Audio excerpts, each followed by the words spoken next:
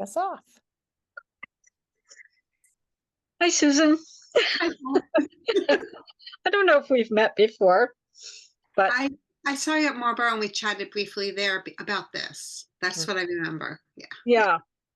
And I've seen you in so many photos, like with a face like, sort of like that, in the middle of a rapper dance, something like that.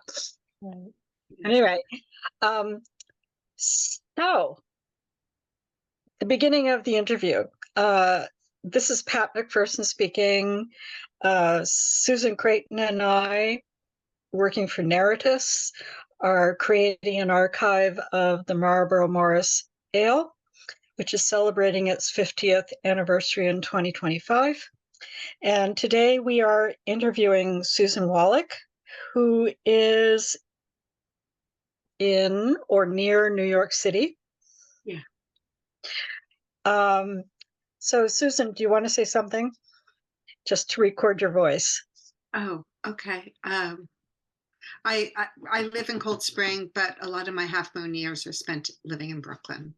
So. Okay. And Susan Creighton?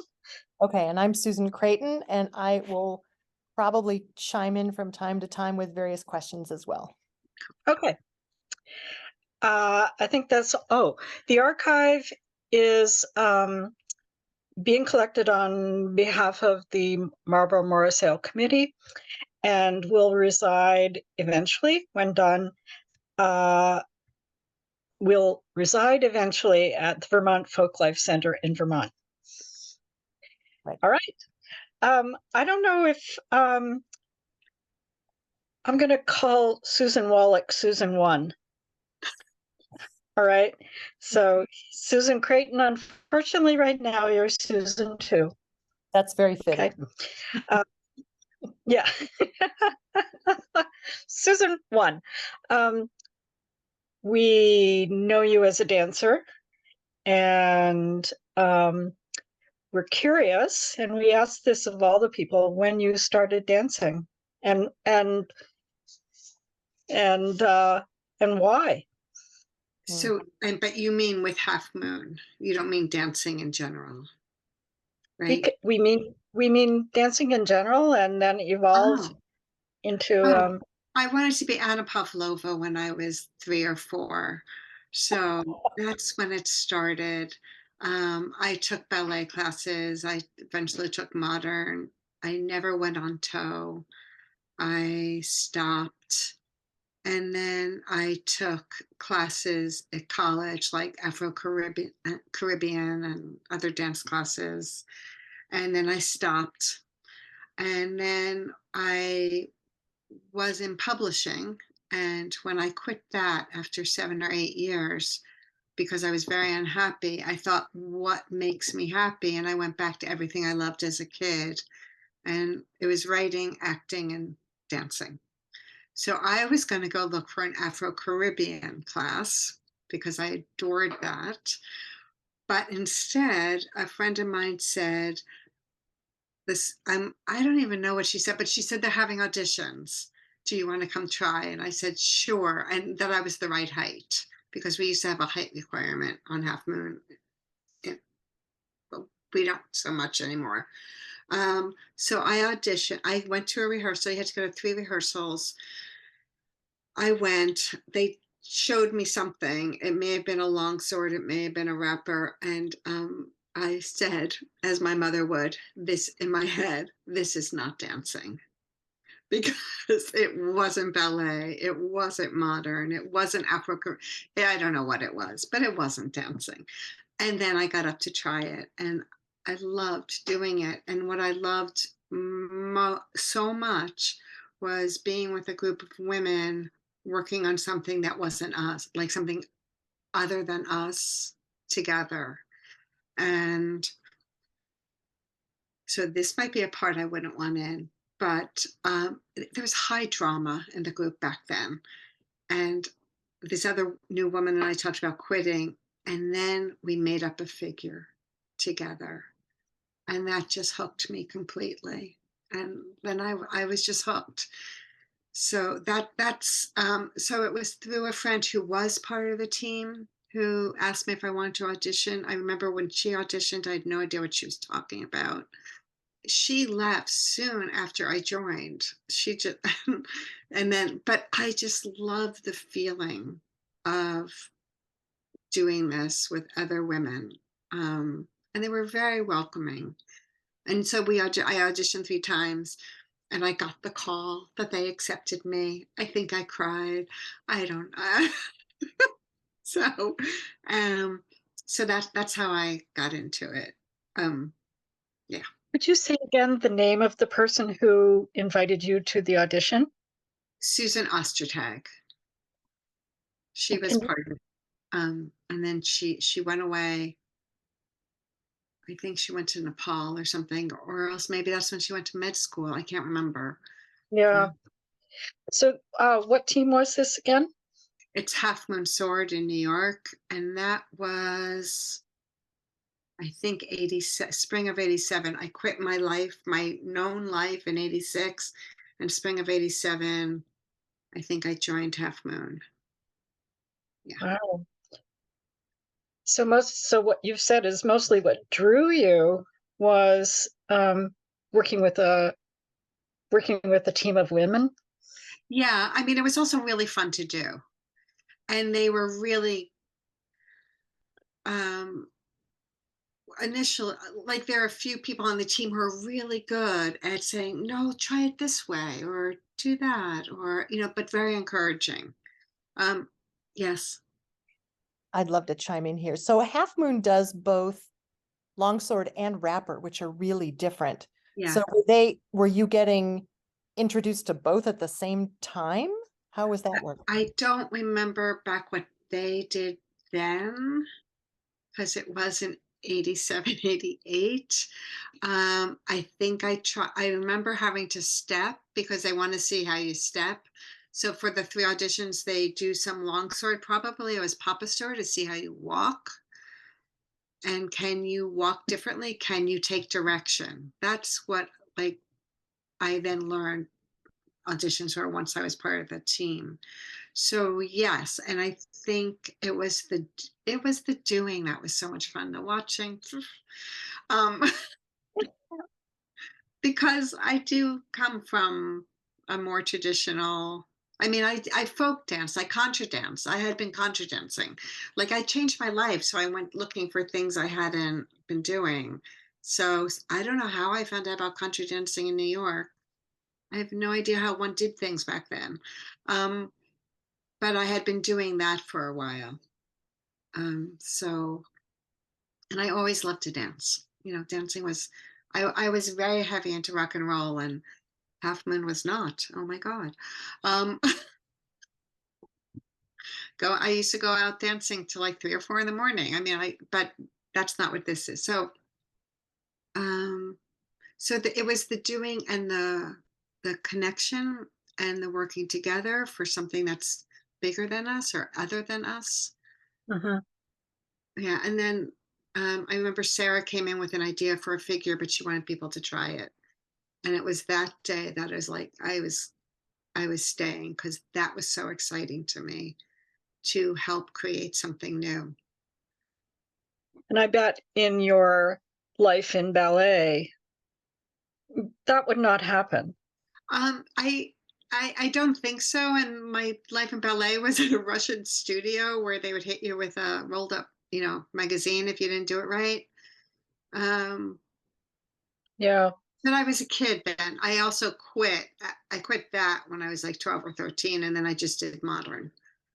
yeah. So, And when you say Sarah, that's Sarah Henry. Sarah Henry, she came in with this figure I think we call it Bulldog. I don't remember. I think that's the one. I think. I don't remember. That must have been a very heady experience. Finding yourself among a group of new people and then being asked to and being able to contribute creatively. Yeah, I mean, it was just moving around. It wasn't like, Oh, it was like, okay, you go there, you go there. No, no, that doesn't work. No, you go there, you go there. It was that kind of thing. But there was something about it that just I just loved it. I just loved it, and it erased any doubts I had. I mean, That's amazing. Um, so Half Moon, and you're now part of the team, yes. stayed like late 80s. And the team had been going to Marlboro for no? I This don't was the first time I, they went? I don't think they were ever invited before. You would know better, but I thought they were never invited before. Susan, too, do you know? She's going to look it up. I could look this up. I will look this up while we're talking to see when. Yeah, yeah. Okay. I thought 88 was the first year, and that's when I also went. So, because that makes it all the more exciting, you know. What was your impression of the ale when you got there? So we were the only sword team. Everybody knew each other. I knew the people on my team. I didn't know anybody. I'm not a Morris dancer. And so there are Morris dancers on, what's Half Moon. So they know people. So I have to say it was very exciting. I- Um, I'll tell you now so I don't forget, but in the early days, I thought there were thousands of people at Newfane. Thousands. That's what it felt like to me. That's how nervous I would get. Thousands. It wasn't until I sat on that side that I realized there are not thousands of people here.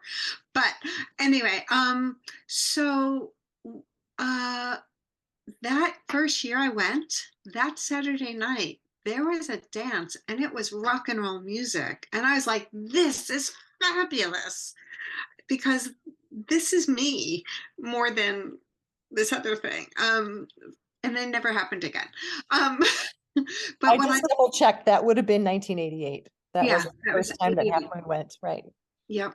So what I loved was all of us coming from the city had no room in our apartment, and nobody had stoves, and if we did, we had one.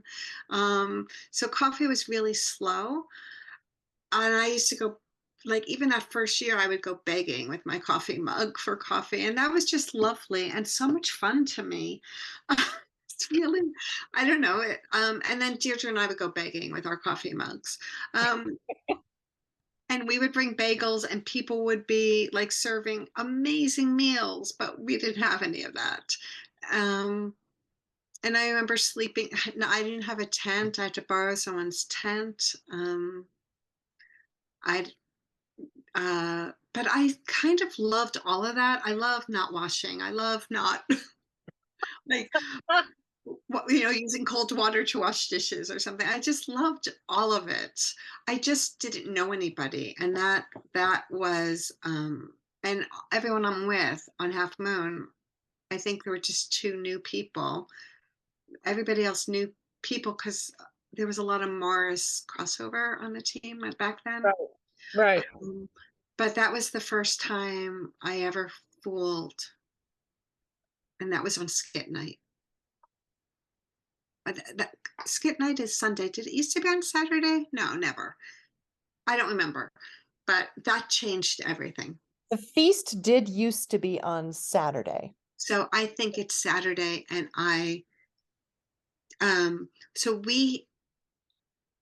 Jan and I fooled during a skit. Jan Burdick tonight was our skit, and suddenly I didn't know who anyone was, but everyone knew who I was, and that felt like, okay, I may be able to find my way through. Like, yeah.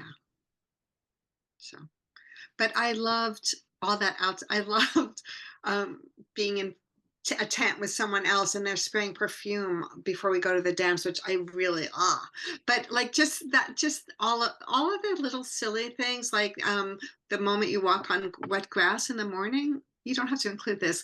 Like the need to pee is so intense because it's all wet and it's been all night, and like it was 95 degrees that weekend. It was not. That's what I remember. I remember I was pouring waters of bottle over our head. And then we toured with a men's group, I think, and they took us to some quarry, maybe something, to skinny dip. They took us someplace to skinny dip. I had never skinny dipped before. And in my mind, they won't look at me. No one will look at me. So it will be fine. But 2 weeks before that, I had decided to be one with the sword and not look where it was as I jumped over a sword. Well, the sword wasn't where I thought it was, and I fell and I was completely bruised. So I'm skinny dipping, which was wonderful. I had never done that before.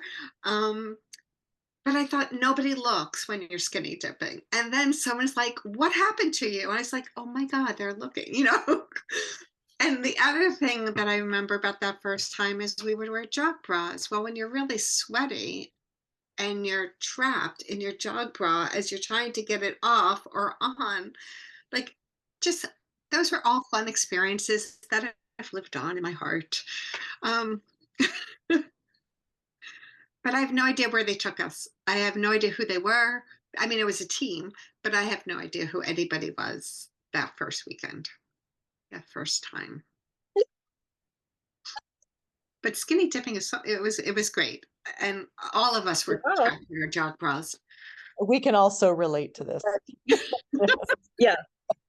Sweaty, it sticks to you.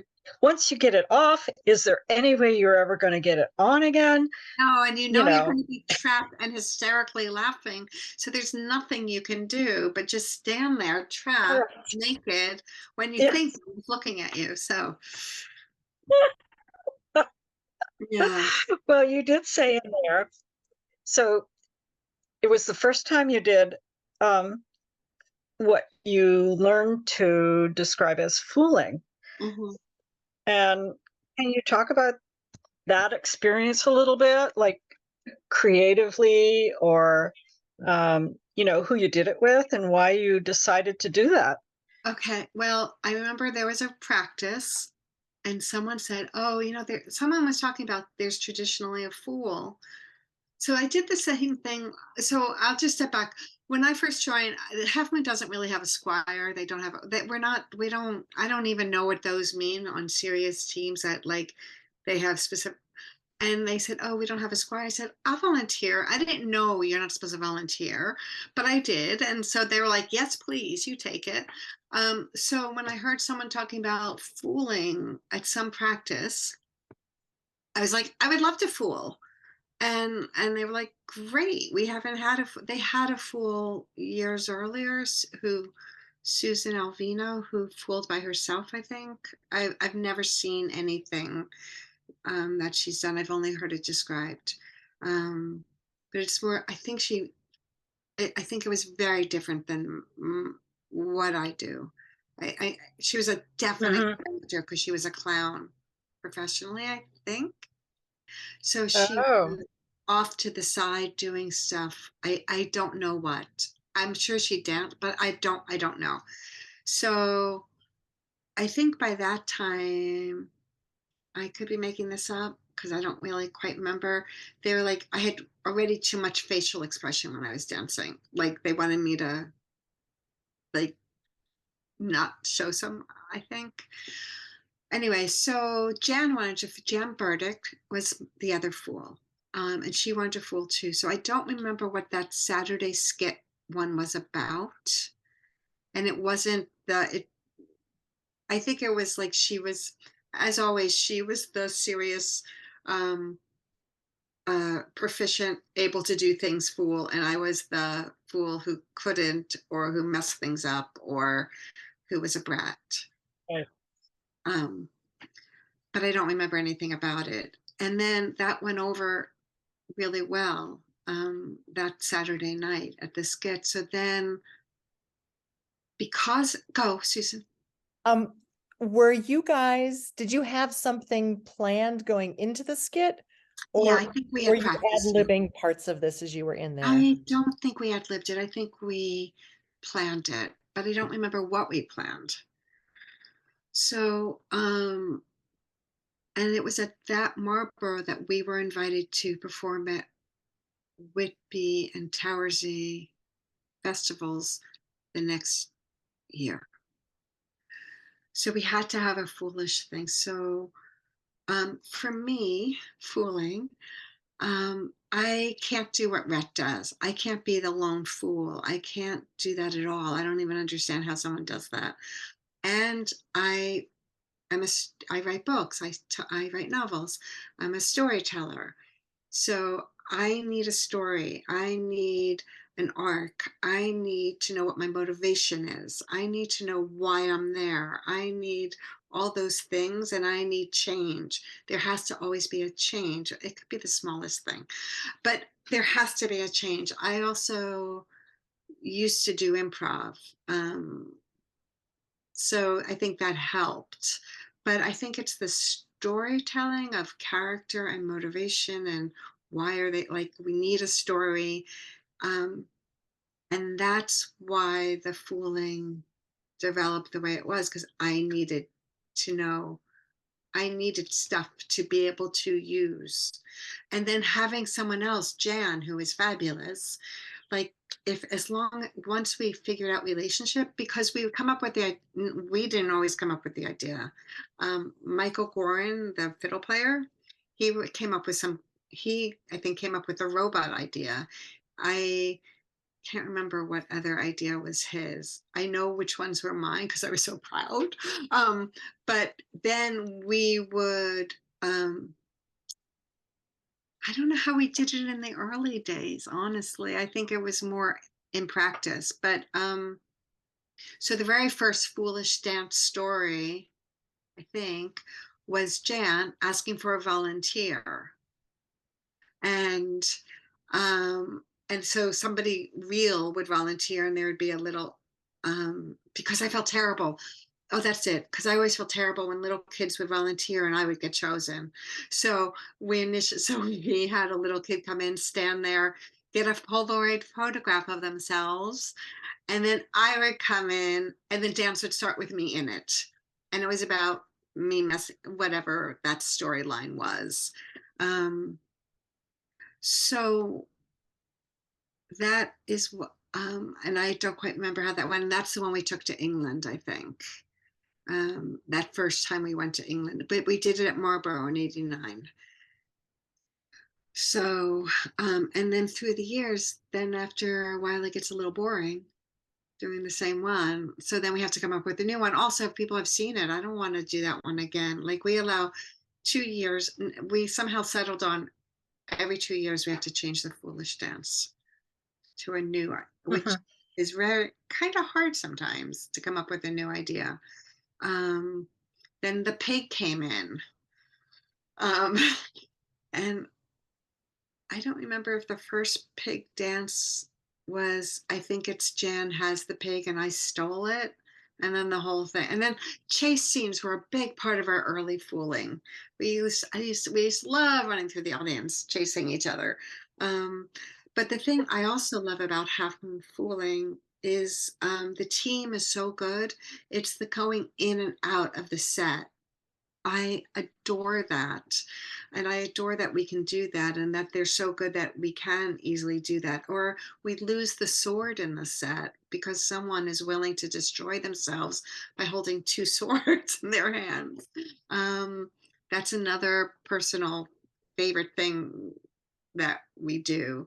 Um, but I love how we smoothly go, or hopefully smoothly most of the time, go in and out of sets, and that there's 7 of us, and it's changing all the time. Wow. And I have to say that's what's always impressed me about Fools is their ability to just move in and out of the dance without disrupting it. And yet, as an audience member, you just think disaster is about to strike. so, yeah, sometimes it does. But in those early days when Jan and I were young, we would flip. So we would do double flips and things like that in the Foolish Dance, just because we were young and we could flip. And that was all exciting for me because I was never a cheerleader. And so we come up with different ideas. And then what it seems like lately is like I realize I have to like the idea, because if it doesn't make me laugh or it doesn't do something for me, then I would just really don't want to do it. And I can be a little stubborn, or And then, so then we try it and practice, and it takes a lot of time. And it also takes time for the two characters to figure out what their relationship is. Because I think that's key to the Half Moon Fooling is the relationship. And some of the dancers have it and some don't, but something else might be really like the waitress dance is another way. That was my idea. I'm so excited. Um, that is one of my favorite dances because it's so slapsticky and silly. Um, I don't know. There is a relationship, but some of them, like the construction dance, that is a definite relationship of boss and totally inept worker that drags the boss through things. We'll never probably do the tricycle in the set, which I want to, but whatever. So, So I don't, I'm not a Morris dancer, but I've watched it a lot. Um, I've done sword and longsword and Morris dancing at Pinewoods Camp, but never really took to it. So this is the question of somebody who is really curious about the fact that there is this fool character which has been incorporated into the culture of this dance. Like, why is there a fool? So I'm not the history person for fooling. Yeah. So I came into fooling without knowing anything and without ever seeing it. And that's why I think it's the way it is for Half Moon. Hmm.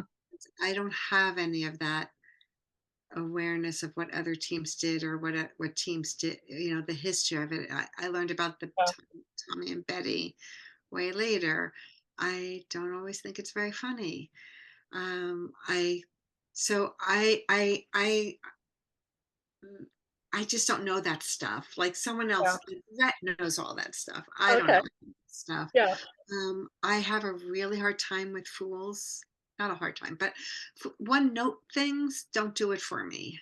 Like just being really big when everyone else is tiny on the team is funny for the first visual and then it's not funny. So that's why for me, fooling has to have this story, however weak the story is, and however weak the motivation is, or however small the change is, it's still there and it's still informing me Hmm.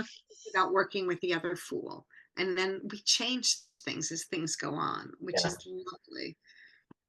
Yeah, not the choreography. The choreography is set. It is so set, Yeah. but Otherwise, it the wouldn't work. yeah, Yeah. yeah. Hmm. Well, I'll have You to, ever had I'll have to keep on asking that question. Have you ever had a Susan, too. fooling skit that you were starting and then something went wrong or it didn't go as you expected? Say that again. I'm wondering if you ever had a situation where you were out there fooling with Jan or Margaret or whoever, and something happens and the fooling doesn't go as you expected. I think the only times that happens for short periods is when people start getting in the middle of it, that they start thinking they can be part of it. And a lot of times it's Morris dancers. And um, I'm just like, no, we're not like in my head, I'm really like, go away. This is not this kind of like we are so choreographed and everything is so timed. And if something happens in the set that doesn't go well, then it's the fool's job to divert the attention. So that kind of thing can happen. I don't think there was one time, so we did a boxer thing. It was Jan, Margaret, and me. It was a three-person fool, which was amazing for getting in and out and everything we had to do. And I think I forgot like to do something. So like take off my robe at the very beginning or whatever I had to do. And Margaret had to say, but I don't think something bad ever happened fooling wise or off fooling wise. I mean, we might forget things, I guess. I don't know. I don't know. Hopefully not this year. Um, I'm going to change the topic completely. And I think Susan said that we would be interested in asking about you and Charlie, and story of your meeting. So we met because of Marlboro, but I could also say we met because I joined Half Moon, or I met because so okay, never mind. Because I forgot this is going to be. Um, um, so it was 1989, and I remember being called up by I don't know who, but I guess it was Tom Yarnell of Greenwich, saying the bunch of English guys are coming. Can you house anyone? And I'm like, sure. So they came on, I don't know, earlier the week of Marlboro, earlier than that, to come to New York to see New York. And on the, and this is one thing I still don't understand about Mars dancing and Zora dancing. People arrive on a plane from another country and you make them dance that night. I just really don't understand that. But they were supposed to get off the plane and meet us at the Brooklyn Promenade and dance out with us and Greenwich. And how crazy is that? So, but I was not in charge of anything except for being Squire, who wasn't in charge of a thing. Um, but they didn't show up because their plane was delayed. And then they didn't show up. So we all danced and they didn't show up. We all ate, they didn't show up. Whoever was housing someone, all went to Tommy Arnell's house. And by midnight, they still hadn't shown up. Or maybe they had arrived. Charlie will tell you better about that. Anyway, I went home and then got a phone call like at 2 a.m. And this is when I lived in Brooklyn, that they were here. And I got Charlie and Giles to stay with me. Giles Green and Charlie. And he could tell you more about what I was like that night. At 3 o'clock in the morning. Yeah, I'm very on time. I don't like waiting. And yeah, so it was 2 or 3 in the morning, and I don't like anyway, sleep is important to me. So but then that's how we met, and he and Giles stayed with me. And Michael, who had been looking for a man for me, um, with everyone he could find at some point. So that's that. But he they stayed. Was a freelancer, so I took time off, and I took like 9 of them around New York, and Charlie was one of them. He was really sweet. Um and he asked me on the Staten Island ferry. I took him to the Staten Island ferry, and on the ferry, and he goes, "Is that which one's the Brooklyn Bridge?" And he has a map, and I got very nervous because it's like asking me my name that I will suddenly forget. And I said the wrong bridge. He goes, "No, well, no, the map says this." And I'm thinking, then why did you ask me if you know? Like, just leave me alone. Um, so that's how we met, because he stayed with me for the few nights. And then we go up to Marlboro, and they're at Marlboro. He dances around the maypole with me, I think, that Monday when, you know, oh, that's the other thing I loved. I loved the games on Monday morning. Oh my God, the wheelbarrow games. And oh my gosh, those were so fun. But he knew we were going to Whitby later, and he knew we were going to Towersey. Is this the part you want to know? Okay. So uh so we went to Whitby, and we worked really hard. And we stayed in a pub, and they put us up in a pub, and people didn't like that we were women dancing sword dancing. People were really not happy about it. And at Towersey, I remember women coming up to me saying, "What are you doing this?" I'm like, "What are you doing asking that? Like, how could you not want women doing this?" Anyway, so we didn't have a place to stay. we were put in the tent, which was the creche tent. So at 9 a.m., all the kids would come in, and we weren't allowed to go back into the tent till like 10 at night. Um, it was, and we were exhausted. Anyway, at some point, I lost Rob's last name. Rob and Charlie were at Towersey looking and saying, "Oh, we're here. Do you want to come out and party and drink with us?" And we're like, "Oh, no, we don't want to." So it turns out that Charlie convinced Rob to go to Towersey so he could see. But I didn't know that, and he didn't say anything. And then we needed a place to stay one night. So I asked Charlie, "Can you put us up?" Because we had put them all up. And so he said yes. And then we danced with Mr. Jarrick's at their pub, called them Mr. Jarrick's. And then the next day, and Deirdre and I stayed with Charlie at the farm he worked. Um, and then he and Rob drove us to the airport too, so we could go off on our vacation. But then they came again, like in 91. I don't know what year they came. I think I wrote to that. Charlie and I might have exchanged a letter or something. And then we were invited to Sidmouth. And I wrote to him saying, "What should we do? What should we ask for?" And he kind of told me, but I didn't really understand. And then he and Rob stayed extra in New York that next time after Marlboro. So I was with them. They would stay with me. Anyway, that was 1989. I met him. They came a few times. Um, they came once without Charlie in 1996, 1995, when Jarrick's was their last visit time at Marlboro. They, like, four of them stayed with me. I think that's when I found out he had. Oh no, I can't remember. Maybe it was the time before I found out he had a closet. And I was like, oh, because I had a crush on him. And at Towersey, Michael Gorin said, "You should go with him. He's good. That's the one you should go for."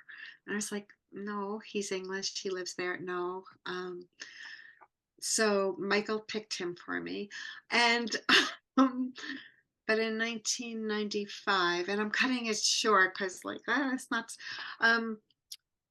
After they left, four of them left. Like after the whole team left, I got a letter from him, and he told me he had feelings for me since 1989, and it was time he did something, said something. Um, and could it be possible that I had feelings for him? And I had a crush on him, and it wasn't Oh, because of Michael. Um, I like I definitely the year that they came without him, I think I wrote to him or I called him. I said, "Can't," or I talked to somebody else, like, convince him to come, even if he can't dance and he's in a lot of pain. Just convince him to come because I think his back hurt or something. But so that's 1995. June is when I got the letter. Um, and then I didn't see him. I think he came to me in November for like 10 days. And then I went to him in March. And then we had 3 years of going across the ocean. Lord.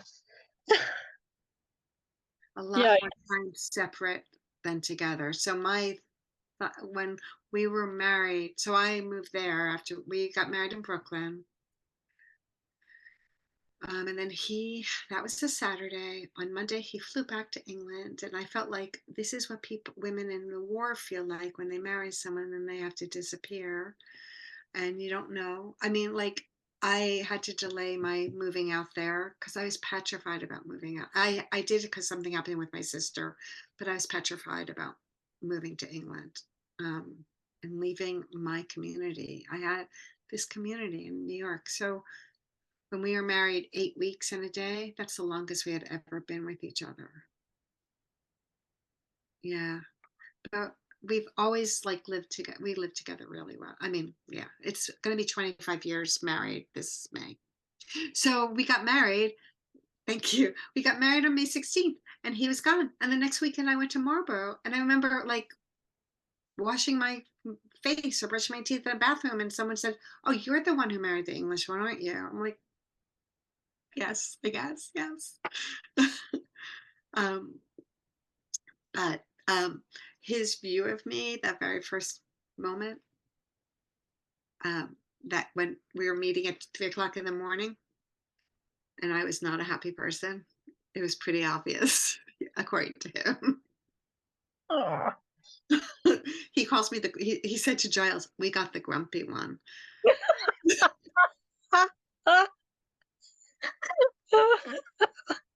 What a story. Oh my gosh. That Yeah, is delightful. yeah, So many years. I know. I would never have been brave enough. I never would have thought. I never would have tried. It Wow. was like I I just like he lives in another country. Right. It Yeah, seems undoable. yeah. That's Yeah. yeah. We just kept trying or not letting it go or something. Yep. Yeah. Wow. And also maybe it's because we were older by that time. Like if we had done it when we first met, I was 31. I don't know if he had said something then. I don't know. Yeah. Huh. But he was a Morris dancer, and I just say I thought that Mr. Darks were the sexiest Morris dancers. Oh my lordy lord, they have a move that kills me that they do, um, and they were just yeah, they weren't. Yeah, I thought as dancers they were gorgeous. I remember them coming in and just wowing all of us, just Yep, the way they danced and moved. It's just yep. And like for me to think Morris dancing has any sex appeal to it is like, so Oh. yeah. Aw, what a lovely face. She's like,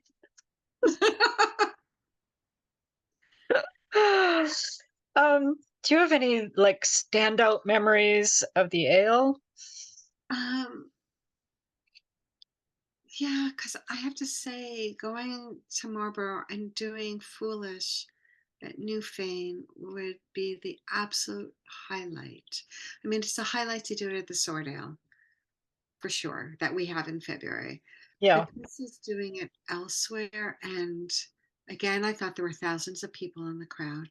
Because I would get so sickly nervous. I used to be so like I still, yeah, I don't get as nervous as I used to, but it meant so much to me to do it there, so Yeah. much.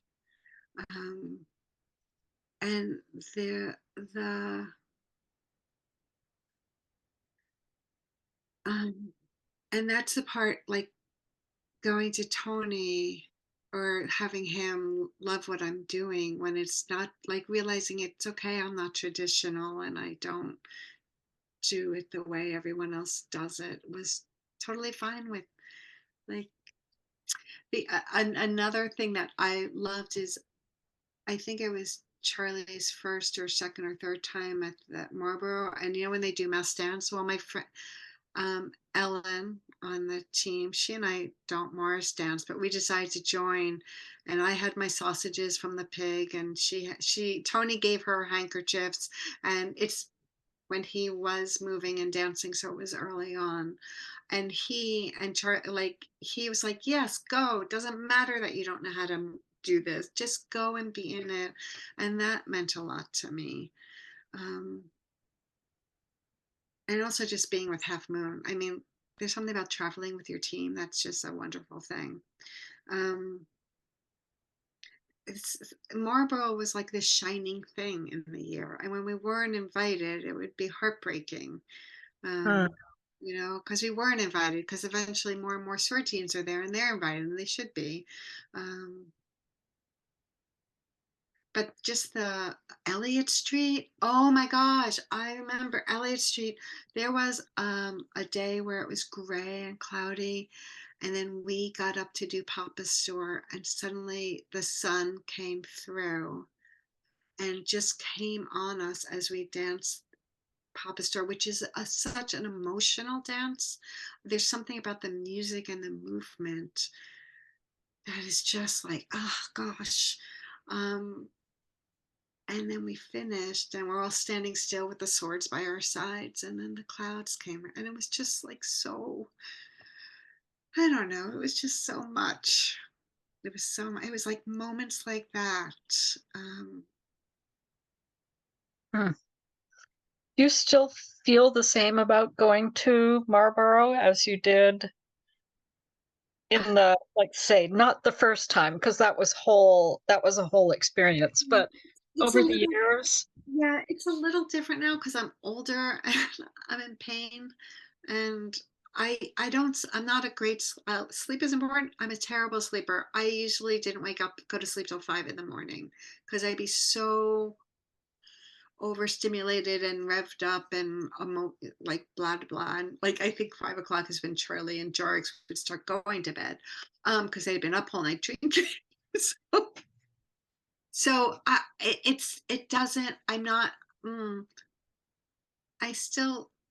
I'm so glad we got to go last year. Last year was so wonderful. Sitting outside, we were so lucky, and just being with everyone again. That was just so wonderful. I see that there will be a year where I just go, I can't. I just can't. I can't imagine not fooling, but that will happen.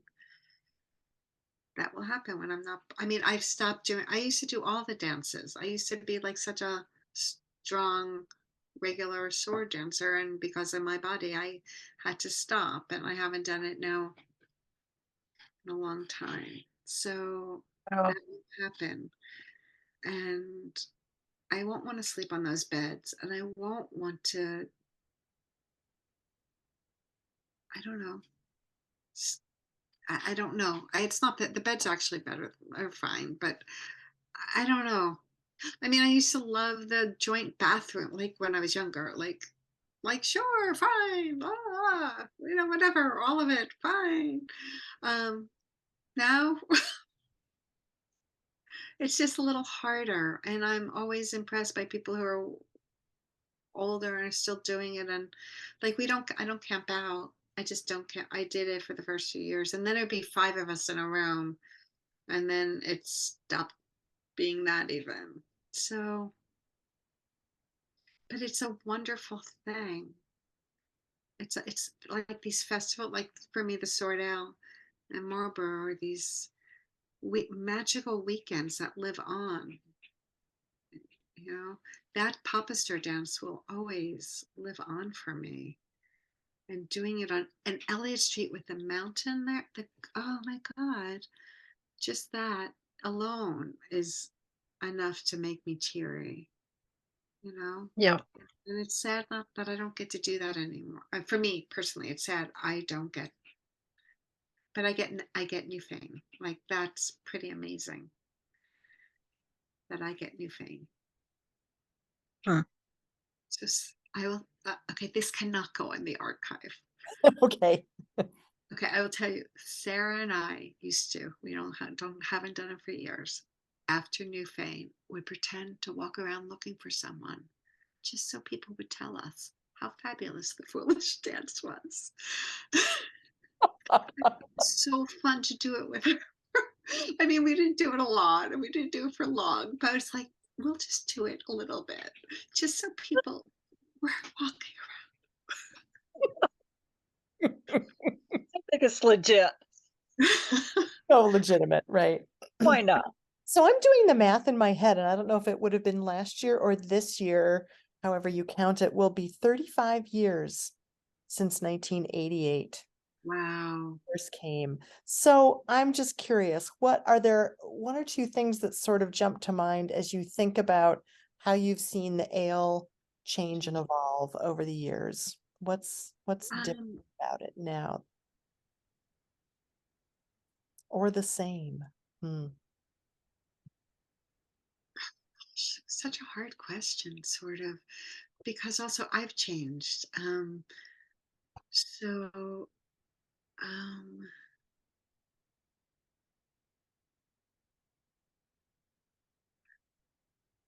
I I don't know about, because I sort of miss those mornings of walking around begging for coffee, and meeting people that way, or just or flirting a lot that way. Um, uh, I miss the Monday morning silliness. That was it was like, wow, it doesn't end. It just keeps going. Um, I still miss the bells when I come home.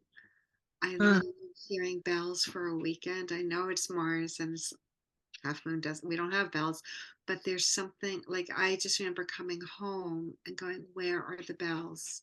I just loved having that everywhere. Um, and that's still there.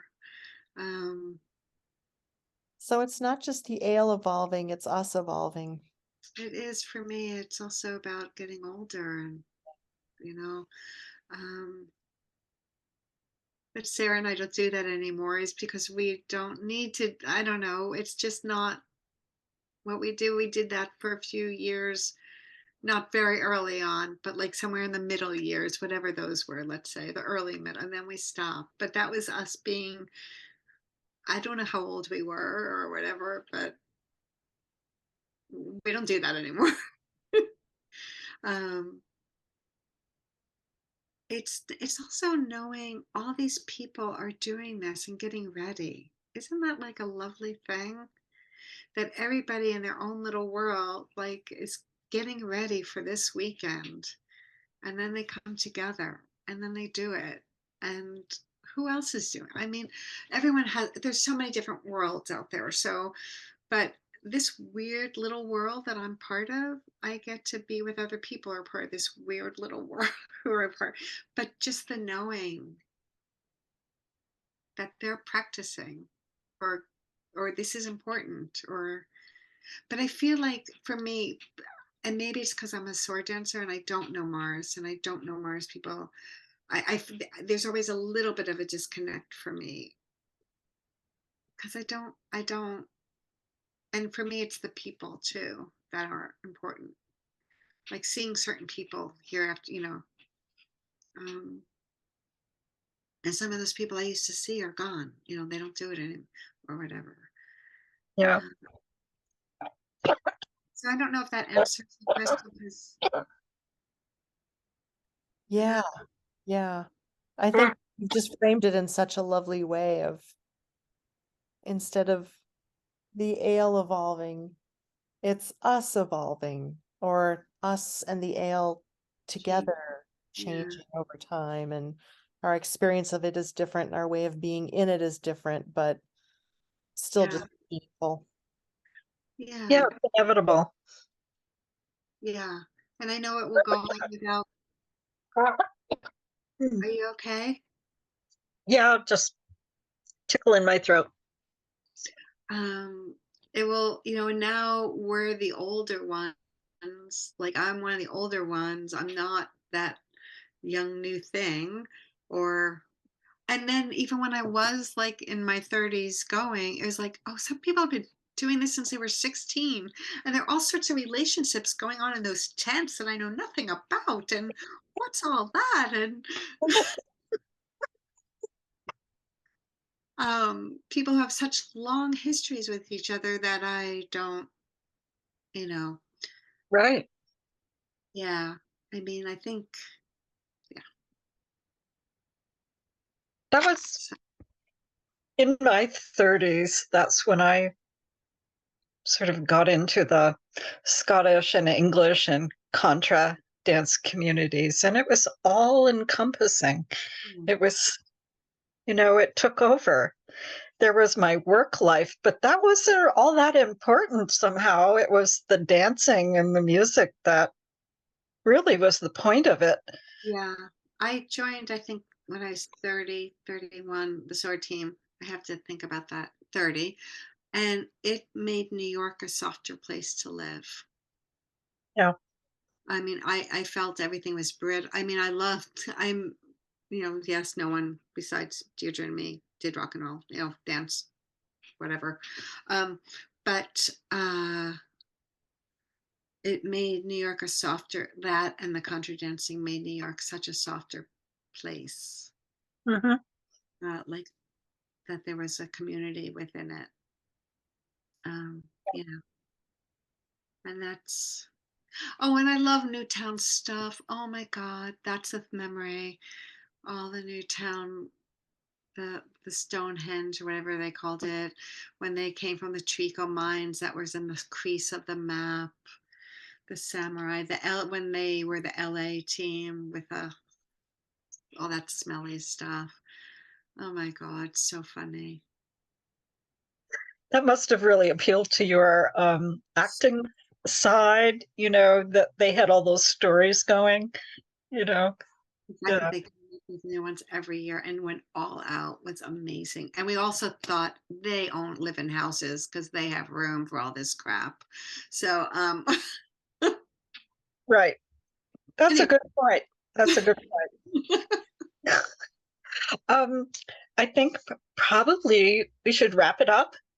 And thank you. I love hearing your kind of memories, because so much of it has to do with fooling and the art of it. It's really interesting to hear.